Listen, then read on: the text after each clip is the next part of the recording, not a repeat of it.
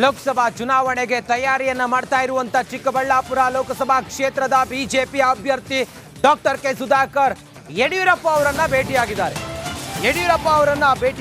ಅವರ ಮನೆಗೆ ಬಂದು ಬೆಂಗಳೂರಿನ ನಿವಾಸದಲ್ಲಿ ಭೇಟಿಯಾಗಿ ಚರ್ಚೆಗಳನ್ನು ಮಾಡಿದ್ದಾರೆ. ನಾನು ಗೆಲ್ಲುತ್ತೇನೆ, ನನಗೆ ಮತದಾರರು ಆಶೀರ್ವಾದ ಮಾಡ್ತಾರೆ ಅಂತ ಹೇಳಿ ಯಡಿಯೂರಪ್ಪ ಅವ್ರ ಜೊತೆಯಲ್ಲಿ ಮಾತನಾಡ್ತಾ ಹೇಳಿದ್ದಾರೆ. ಡಾಕ್ಟರ್ ಕೆ ಸುಧಾಕರ್ ಚಿಕ್ಕಬಳ್ಳಾಪುರ ಲೋಕಸಭಾ ಕ್ಷೇತ್ರದ ಬಿಜೆಪಿ ಅಭ್ಯರ್ಥಿ, ಮೈತ್ರಿಯ ಅಭ್ಯರ್ಥಿ. ಬಿಎಸ್ವೈ ಮನೆಗೆ ಬಂದು ಅವರ ಜೊತೆಯಲ್ಲಿ ಚರ್ಚೆ ಮಾಡಿದ್ದಾರೆ. ಒಂದಿಷ್ಟು ರಾಜಕೀಯವಾಗಿ ಚರ್ಚೆಗಳಾಗಿದ್ದೇವೆ ಅನ್ನೋದ್ರ ಬಗ್ಗೆ ಮಾಹಿತಿ ಸಿಕ್ಕಿದೆ. ನೋಡಿ, ಯಡಿಯೂರಪ್ಪ ಅವರ ನಿವಾಸಕ್ಕೆ ಸುಧಾಕರ್ ಅವರು ಬಂದು ಯಡಿಯೂರಪ್ಪ ಅವರನ್ನ ಭೇಟಿಯಾಗಿ ಅವ್ರ ಜೊತೆಯಲ್ಲಿ ಮಾತುಕತೆಯನ್ನು ಮಾಡಿ ಆಶೀರ್ವಾದವನ್ನು ಪಡೆದುಕೊಂಡು ಹೋಗಿದ್ದಾರೆ. ಬೆಂಗಳೂರಿನ ಯಡಿಯೂರಪ್ಪ ಅವರ ನಿವಾಸಕ್ಕೆ ಸುಧಾಕರ್ ಅವರು ಬಂದು ಅವ್ರ ಜೊತೆಲಿ ಚರ್ಚೆ ಮಾಡಿದ್ದಾರೆ. ಚುನಾವಣೆಯ ಕಾವು ದಿನದಿಂದ ದಿನ ಹೆಚ್ಚಾಗ್ತಾ ಇದೆ.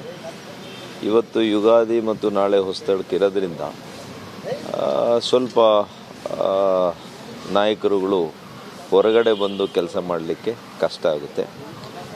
ನಾನು ಇವತ್ತು ನಮ್ಮ ನಾಯಕರು, ಮಾಜಿ ಮುಖ್ಯಮಂತ್ರಿಗಳು ಮಾನ್ಯ ಯಡಿಯೂರಪ್ಪನವರನ್ನು ಭೇಟಿ ಮಾಡಿ ಅವರಿಗೆ ರಾಜ್ಯದಲ್ಲಿ ದಿನೇ ದಿನೇ ವಾತಾವರಣ ತುಂಬ ಚೆನ್ನಾಗಿ ಆಗ್ತಾ ಇದೆ.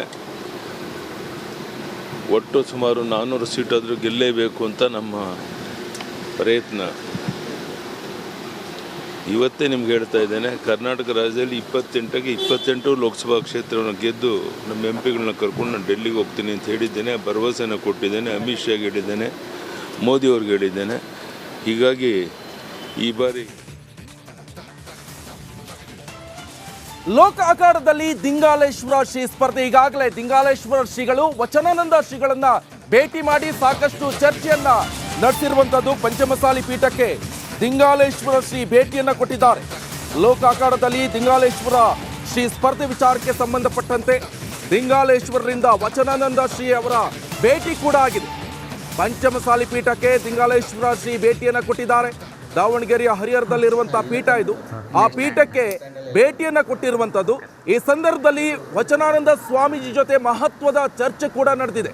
ಕುತೂಹಲ ಮೂಡಿಸಿದೆ ದಿಂಗಾಲೇಶ್ವರ ಶ್ರೀ ಅವರ ನಡೆ. ಹಾಗಾದ್ರೆ ಕಾಂಗ್ರೆಸ್ ಪಕ್ಷಕ್ಕೆ ಸೇರ್ಪಡೆಗೊಂಡು ಕಾಂಗ್ರೆಸ್ ಅಭ್ಯರ್ಥಿ ಆಗ್ತಾರಾ, ಇಲ್ಲ ಅಂತ ಹೇಳಿದ್ರೆ ಪಕ್ಷೇತರವಾಗಿ ನಿಲ್ತಾರಾ, ಅಥವಾ ಬೇರೆ ಯಾವ್ದಾದ್ರು ಪಕ್ಷದ ಜೊತೆ ನಿಲ್ತಾರಾ? ಇವೆಲ್ಲವೂ ಕೂಡ ಚರ್ಚೆಗೆ ಕಾಡ್ತಾ ಇದೆ. ದಿಂಗಾಲೇಶ್ವರ ಮಹಾಸ್ವಾಮೀಜಿಯವರು ನಾವು ಹಲವಾರು ವರ್ಷಗಳ ಆತ್ಮೀಯ ಪರಿಚಯ. ಮುಖ್ಯವಾಗಿ ಹರಿಹರ ಪೀಠಕ್ಕೆ ನಾವು ದಯಮಾಡಲಿಕ್ಕೆ ಪ್ರಮುಖ ಪಾತ್ರ ವಹಿಸಿದವರೇ ನಮ್ಮ ದಿಂಗಾಲೇಶ್ವರ ಮಹಾಸ್ವಾಮಿಗಳು.